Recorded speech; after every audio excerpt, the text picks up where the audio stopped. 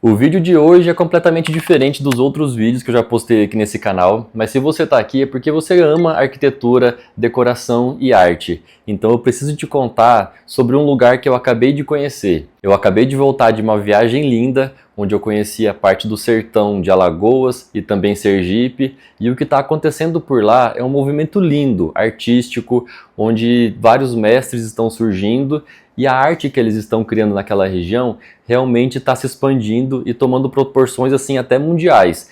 Então fica nesse vídeo até o final porque você vai conhecer muita coisa bonita e eu tenho certeza que você vai terminar esse vídeo tendo mais orgulho de ser brasileiro.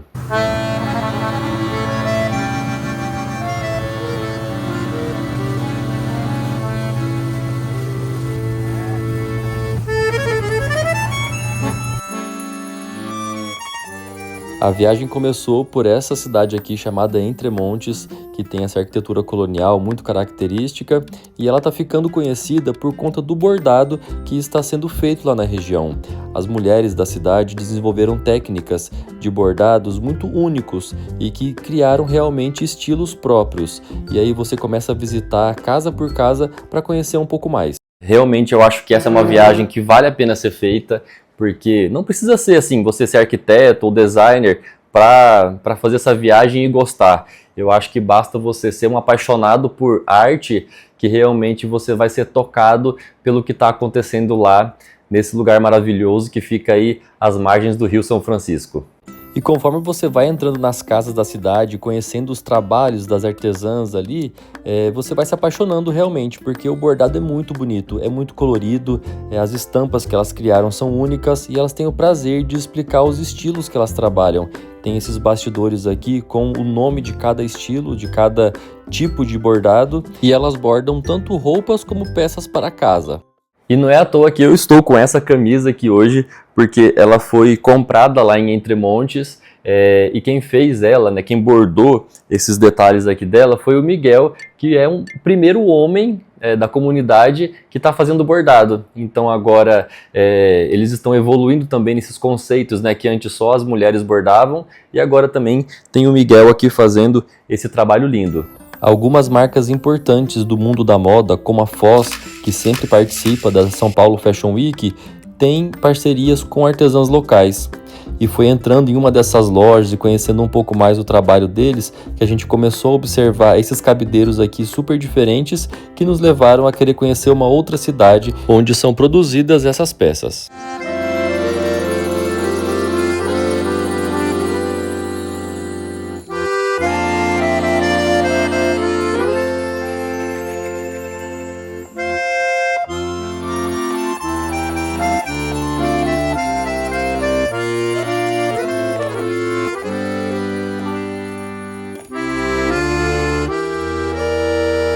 A Ilha do Ferro é um daqueles lugares peculiares que é até difícil de explicar. O que está acontecendo aqui é um movimento muito bonito de artistas e artesãos que trabalham principalmente com madeira, porque é a matéria-prima que eles encontram na natureza.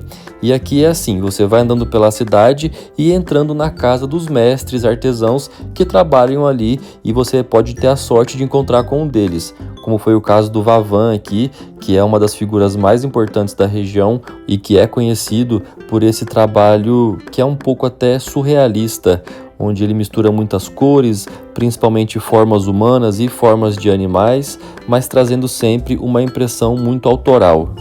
E a configuração da Casa dos Mestres é mais ou menos essa. Tem a parte da residência, onde a gente entra, ao fundo tem o ateliê e geralmente tem um espaço também dedicado a um certo tipo de loja, onde você pode comprar ali as peças da produção do mestre direto com ele, com a família dele. E o Vavan se destaca por conta da pluralidade do trabalho. Ele permeia tanto por mobiliário, com bancos, banquinhos, cadeiras, tronos, como por peças de iluminação, como essas luminárias aqui pendentes, e também os decorativos, né? As carrancas, as esculturas, então tem fruteiras também.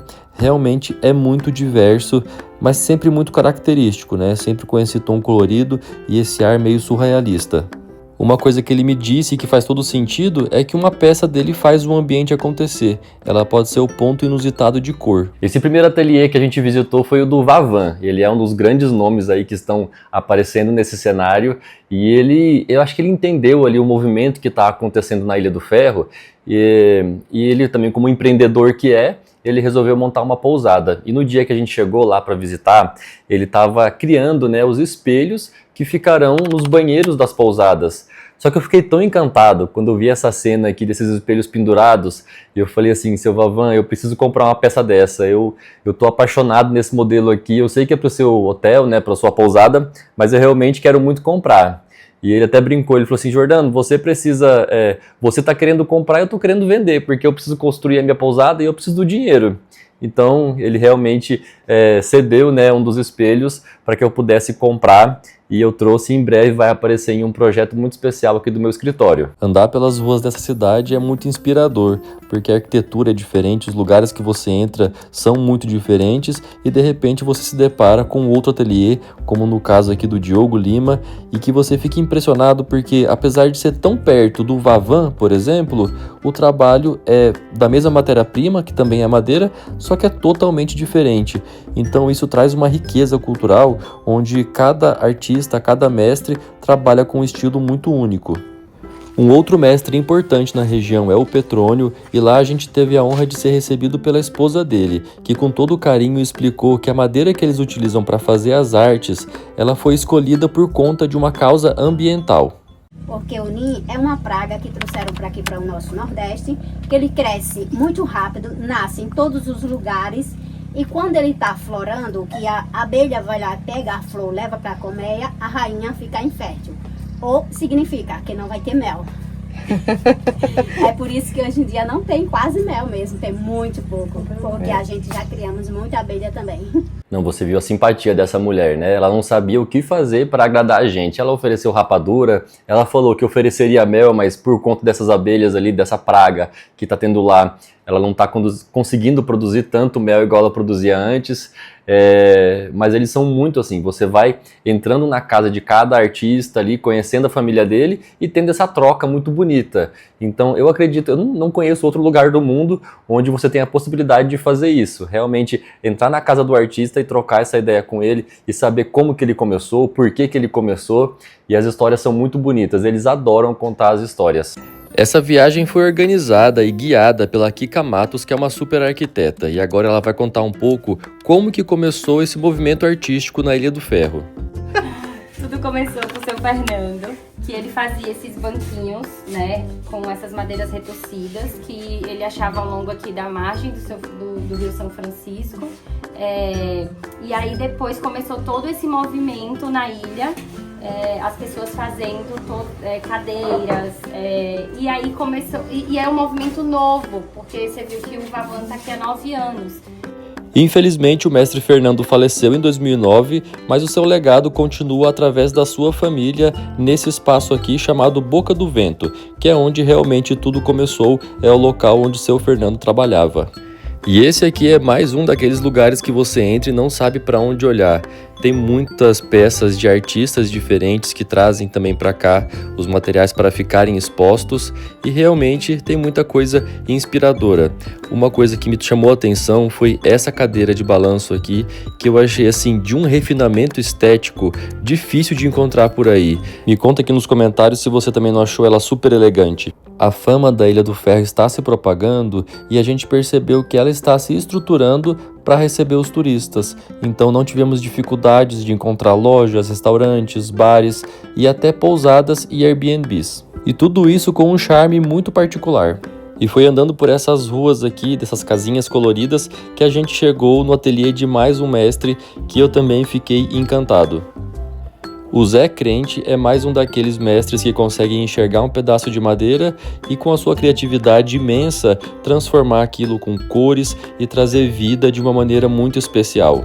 Ele poderia fazer só um banco de madeira, mas olha só o trabalho que ele fez nesse banco aqui, totalmente escultórico e lúdico. E tiveram dois detalhes que me chamaram a atenção no ateliê dele. Primeiro, que tinham várias peças que já estavam vendidas. Ele comercializa pelo Instagram e entrega para o Brasil inteiro. E segundo, que eu vi boa parte da família trabalhando junto com ele, mostrando realmente como o trabalho dele transforma vidas. Uma vez uma arquiteta chamada Lina Bobardi disse que não é preciso muito para ser muito. E eu acho que isso que acontece aqui na Ilha do Ferro é a exemplificação dessa frase. Com o pouco que eles tinham disponível ali na natureza, eles conseguiram realmente fazer muito e transformar a vida de muita gente. Eu saio daqui com o meu coração cheio e com o bagageiro cheio também, porque a peça veio comigo. Eu acho que as grandes lições dessa viagem foram algumas, né?